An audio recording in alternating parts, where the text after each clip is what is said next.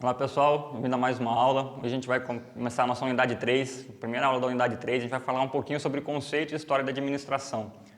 Então o que é administração? Administração é o ato de administrar ou gerenciar pessoas ou recursos com um determinado fim, para que eu possa alcançar uma determinada meta.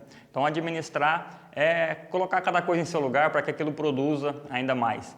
Então a administração ela surge muito antes de Cristo com os sumérios, quando eles precisam organizar ali, quando começa a crescer as populações, eles precisam organizar entre eles ali. Depois, tem duas grandes instituições que também se destacam na administração, que é a Igreja Católica, e as instituições militares, que precisam de uma boa estrutura, uma boa organização, para que essas estruturas enormes consigam trabalhar da melhor maneira possível. Então, eles começam a utilizar a administração, mas sem estudar a administração. Então, o fenômeno que aconteceu, que fez com que a administração, como a gente conhece hoje, começasse a existir, foi a Revolução Industrial. Então, a Revolução Industrial ela aconteceu lá no século XVIII, finalzinho do século XVIII, durante todo o século XIX e meados do século XX.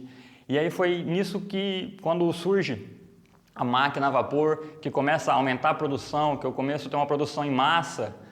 Então, com essa revolução industrial, que começa a ter essa produção em massa, o crescimento acelerado, o crescimento desorganizado, então se faz necessário que seja mais estudada a administração. Então, Taylor, nos Estados Unidos, ele começa a cronometrar, a estudar os processos que acontecem ali, a reduzir processos, reduzir movimentos, para que haja uma produção maior. Então, ele começa a olhar a produção, a analisar a produção e cria uma administração voltada para a produção, para que possa ter uma produção maior.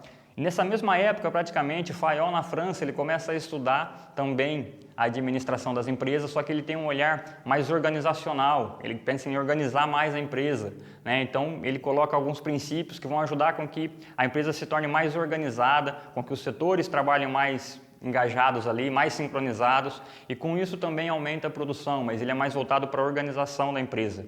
Então tem esses dois pensadores que são os que dão start aí na administração, que é a administração que a gente conhece hoje.